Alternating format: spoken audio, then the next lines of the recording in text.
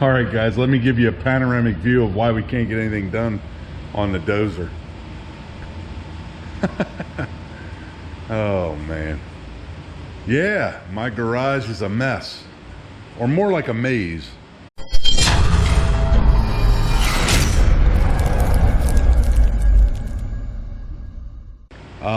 Hey, here's something. We went to Harbor Freight. I picked up a bunch of different colored wire ties. We put them in a box. And I also have some different colored wire ties that I didn't have room in the box for. But that is for those hydraulic lines. Whenever I unhook the hydraulic lines, we'll just mark the fitting with a colored wire tie, as well as the hose with a colored wire tie. And then we'll know which way they go and how they go and where they are and where they were and where they should be in 6 years from now when I get back on this thing. But yeah, honeydews. This is going to be a small barn door, a sliding barn door, and this is a closet barn door. I'm not sure. I put glue down the tongue and grooves. I'm hoping that this stays together. If not, we may have to put a cross piece in here as well. My wife just wanted the top, the bottom, and the sides with some 1x5. So we got tongue and groove with 1x5. The 1x5 is glued and nailed from the front and the back with 1.25 inch nails. It's 1.5 inch thick, so that should hold going through both sides like that. And the next thing we're going to do is work on this one when we get this one hung. We'll go in the house real quick. I'll show you the hinge setup that we have and show you that. I have a piece of 1x4 screwed into the studs, and then I have this bracket screwed into that 1x4, and we caught a stud here, a stud there, and nothing here, nothing there. These are the rollers, so that's what the door will actually hang on. And then they have stops. The stops are not tight yet, of course. But yeah, one will go on the door somewhere in this area. And however wide the door is, I think it's 31.5. I know it is. I built the damn thing. But the door is 31.5 inches. So 30 inches apart, that's where these will hang. And then that's going to slide back and forth here. So yeah, the sliding barn door hardware has been put together and hung. Now we just need to finish the doors and get those hung. All right, guys, we have a total of 2 doors done. This is the door in a spare bedroom here. The stops are in place. The rollers are up there. And this door was constructed out of tongue and groove. I think they call it cabin, tongue and groove. So it is kind of smooth, and it does have a tongue and a groove. And then it was framed out with 1x5. There's 1x5 up the sides, 1x5 across the top. One thing that I did not do on this door that I did do on the other door was on the other door, I'll show you behind this hinge, we actually put a small piece of wood. It was about 3/8 of an inch thick. And we did that to close this gap up right here between the frame and the door. Now on this one, I could not do that because on the back side, we had to put a piece of 1x. Let's see if we can go inside here. We'll turn this light on. But we had to put a piece of 1x, and I think that is 1x6, across the center. And that was just to keep these boards together. I was afraid that without having a whole lot of glue in these joints, that this would want to separate. So it'll be held in place by the top board. It'll be held in place by the bottom board. But in the middle here, there's really nothing. If the glue joint was to break open, I was afraid that's what would happen. So we put this piece of 1x on the back side. And doing so, I had to keep a little bit of spacing to clear that.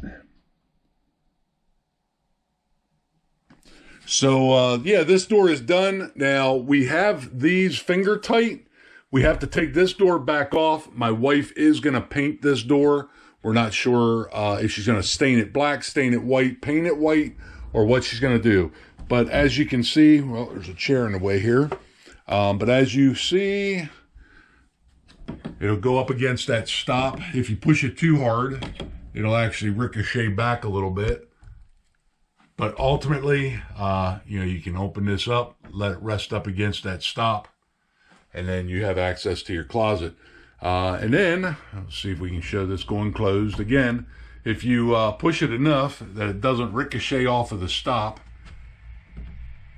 it will stay right there as well. So this door is done. Let's go out and take a look at the smaller door, and that is out in the hallway. Here we go. All right, so this is coming from the living room and looking into the hallway here. We have another barn door. We did replace the mobile home doors with the 6-panel doors, which really makes a difference in here. But ultimately, this door is just like the other door that I just showed you. This one has been stained. It's complete. My wife is in love with these old style handles. So we have an old style handle on there to beat yourself up when you're walking through this narrow hallway. But that's what she wants. That's what she gets. Same setup. This has the stops. And this one, as you can see, the hinge is actually spaced out away from the door about 3/8 of an inch. And what does that do? Well, that holds this whole door back a little bit, and that gives us a gap of about 1/2 of a finger thickness. So yeah, with the hallway being as narrow as it is, without that, I mean, we would have been far enough away I could have stuck my whole hand back in behind there. So we spaced that out to put that door a little closer. That is an option. You know, if you guys are building these doors, you can space them in or out with little spacers like that. Or you can actually dado into the 1x to bring that door out a little further. So that is an option to do, is to space that in. But yeah, this door, it also opens up against the stop, and the doorway is completely open, so you have access into this closet. This closet used to be where the old mobile home heater was, the heat and air condition. That has since been moved out back, and this has been converted into a cedar closet. We went and got you know, cedar plywood and put in here, and as you can see, it's full of jackets and clothing and bags full of stuff. But that's what closets are for, hiding all your stuff. Yeah, so the sliding doors, barn doors are now complete. Now we can get back to working on that bulldozer. Hey guys, real quick, if you'd like to see a more detailed video on how to make these doors, click on this card right here, and that'll take you to a different video with a more in-depth view of how we build these doors. Now, the doors in this video were actually made with plywood that looks like barnwood. This door here was made with tongue and groove. So the construction is going to be a little different, but this video is a more in-depth look at how we built the doors.